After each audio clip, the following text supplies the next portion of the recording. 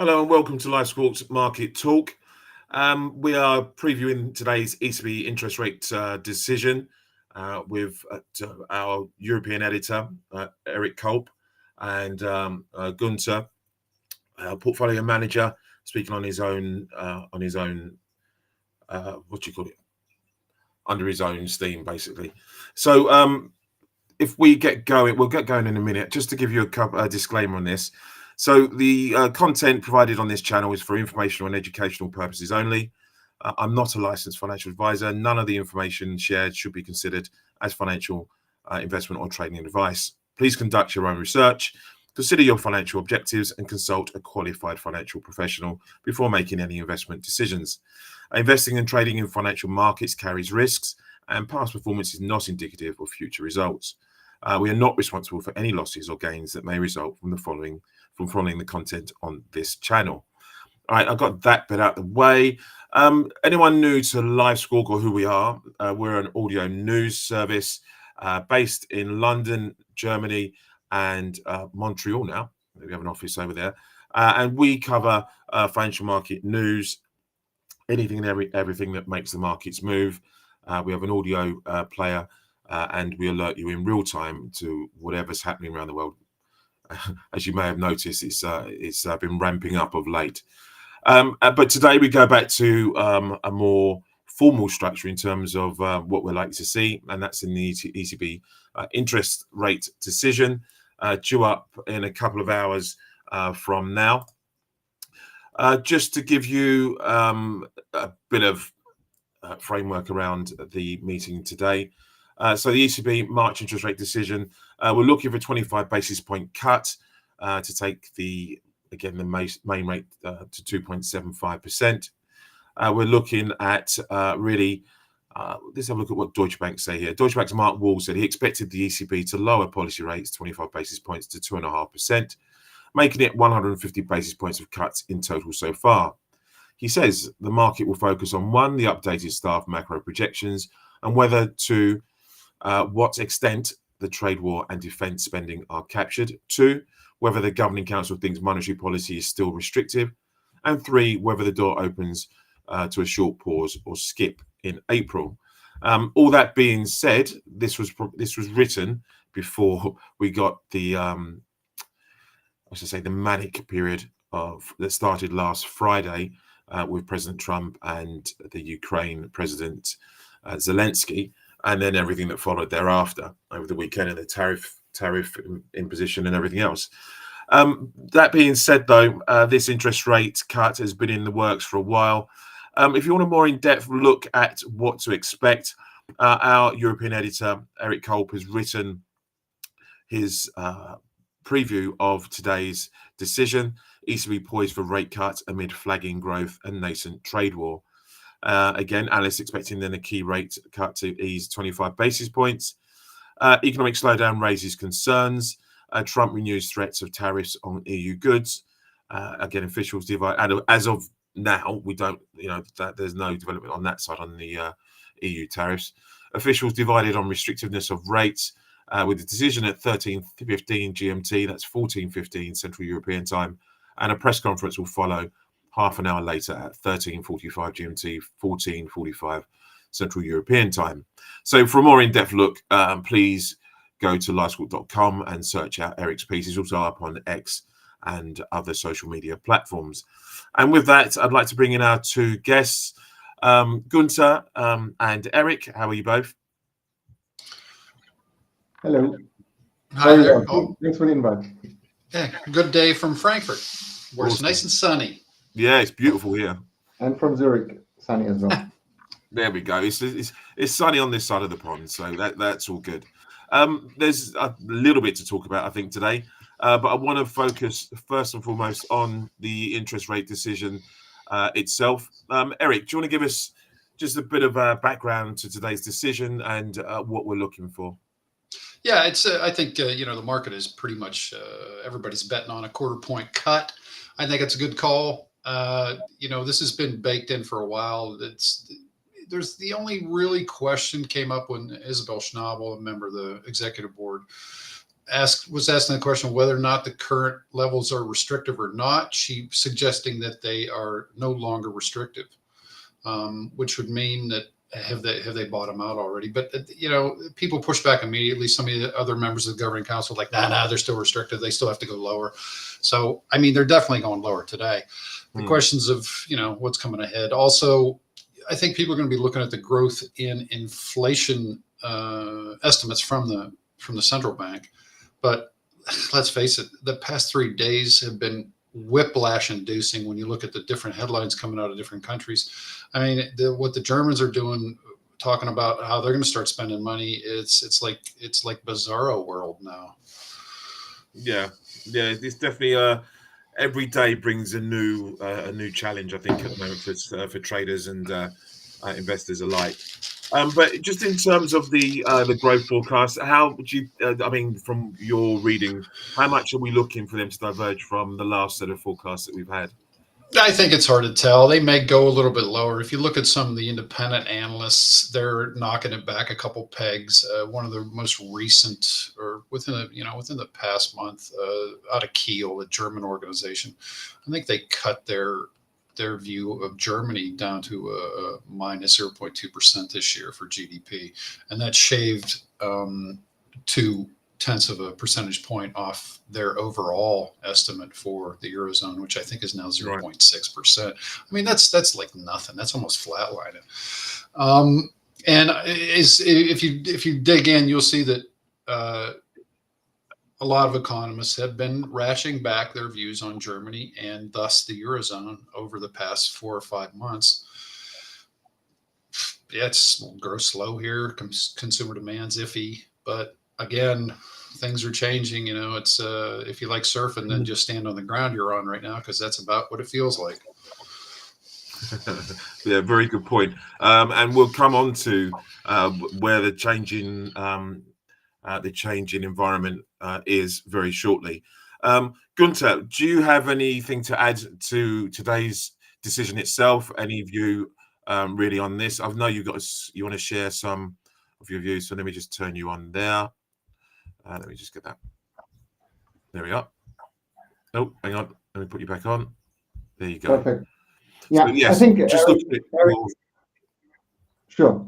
Eric summed it up quite nicely, and I think all these forecasts we've seen so far, I think you can throw them into the bin. As Eric said, these recent events on the fiscal side, especially in Germany, are very, very significant. And I would like to compare it to the famous quote from Draghi, whatever it takes. And the new German Chancellor, Friedrich Merz, said something similar. And they're all on board. The main parties in Germany are all on board. And that's very important. So it's really a sea change. But just coming back to today's decision. So as Eric said, rate cut is baked in the cake. And not only from economists, but also from stir traders. And further down the road, it's a bit more divided among the economists. The median is 2%. And if you were to put a gun at my head and the stir market is probably expecting another 60 basis points on top of today's cut. If you put a gun on my head, I would say the risk is that they don't cut as much. And the main, or maybe not at all, and the main argument is the fiscal side, really.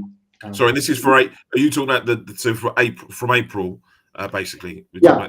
So further down then. Today 25, and then a bit more than 50 basis points are priced in. Similar to the economists' median here, which we see the yellow bars, the median is also at around 2%. And I think the risk is that they don't cut as much anymore. Okay. Yeah, I'd second that. I think the chaos that is about to ensue fiscally is going to put everybody on the back foot. And if all of a sudden if growth is going gangbusters, can they really consider cutting rates any further? Because inflation is close to where they want it. And if they cut and there's a lot of government spending, is it going to go back up again? I think we need to explain for those listeners who maybe aren't up to speed. When we talk about the fiscal picture now, just to explain, So Germany has had a long, and you guys correct me because you know that Germany can be far better than me in the history. But for time and a day, Germany's been very, very disciplined with its debt levels and doesn't overborrow. It used to have one of the, I guess, the leanest and just most restrictive kind of debt programs we've had out there, because for its size and its GDP per capita and everything else. We saw that change at the start of this week with a change to the German debt brake. Again, Gunther, do you want to just explain very briefly what happened at the start of the week and what it means in this, in the history of what we've seen out of Germany?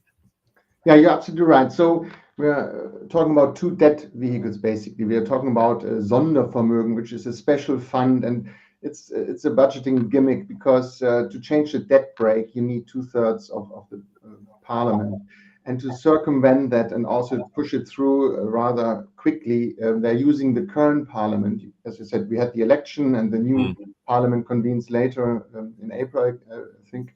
But so to push it through now, they created this idea of a Sondervermögen, and it's really sizable amount. So for defense, I believe it's around 400 billion. And then on top, they also want to invest in the ailing infrastructure, another 400 billion. So really, really decent sums over the next couple of years and further on. And I can only think that other countries now have the green light to also go easy on fiscal. That's what they always wanted. Italy also wants to spend more on defense. France already is a bit precarious with regard to their fiscal situation, but I'm sure they have more leeway now as well. So you see my point. It's massive, massive. And on the opposite side of the Atlantic, I think you can detect some signs of austerity with Doge and so on. So I think there's a nice policy divergence setting up here. I think you can add a little bit onto that too.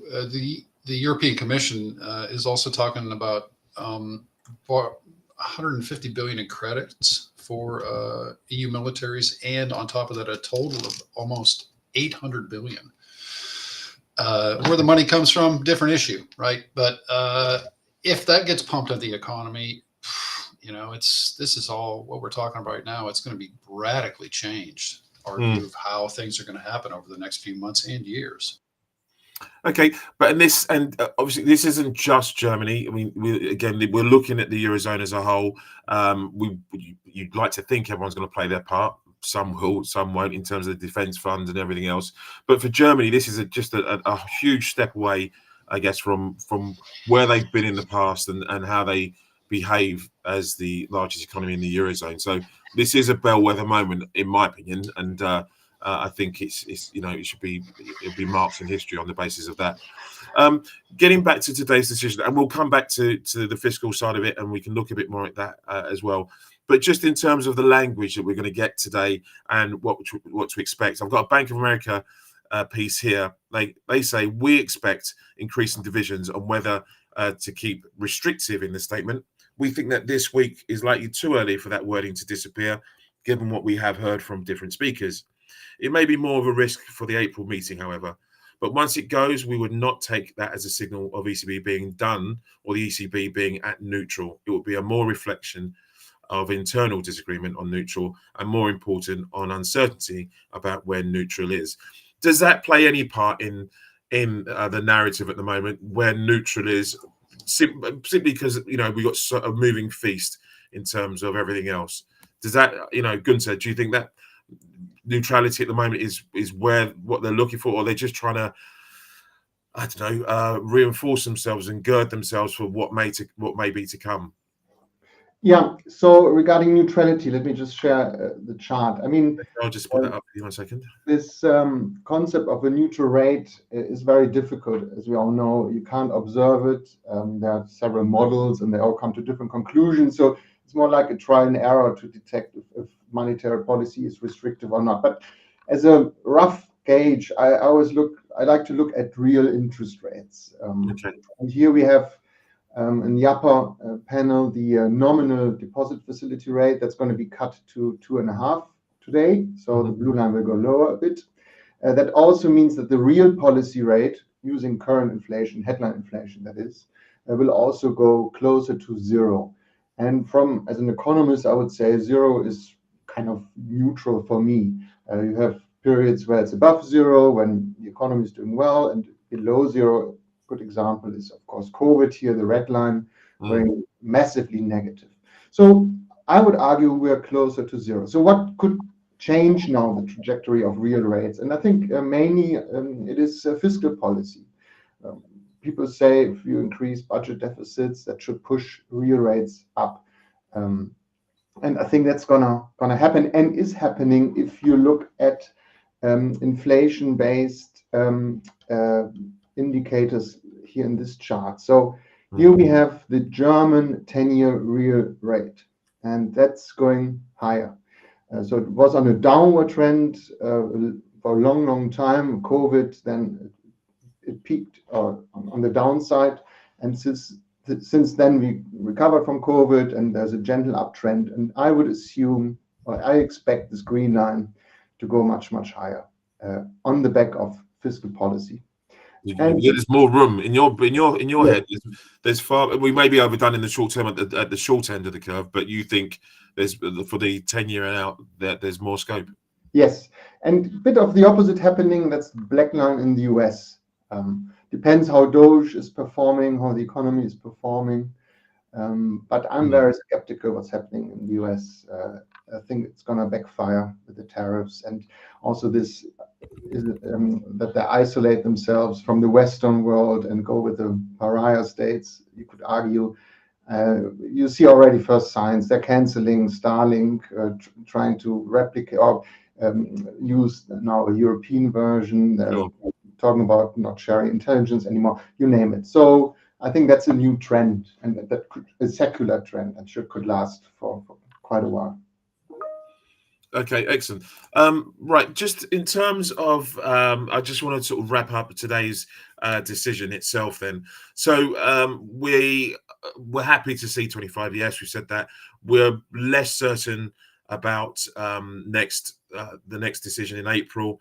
And we think, if I'm right, tell me if I'm wrong, that we're looking really at a more measured language from Lagarde. With everything that's happening, you should be a bit more measured, a bit more. She'll want to play down everything, and it may be another snooze fest of a press conference, because I think that's where we're going to get the most sort of insight, I guess, into what the ECB is thinking. Again, Bank of America here says it's likely to be the press conference they think is likely to be more interesting. And they would not be surprised if we were to learn that there is no unanimity on keeping the restrictive wording. In line with that, while the ECB president is likely to emphasise again that rates are still restrictive, but less so after another cut, we would not be surprised if she were to tell us that while the direction of travel is still clear, there is more uncertainty about the next steps.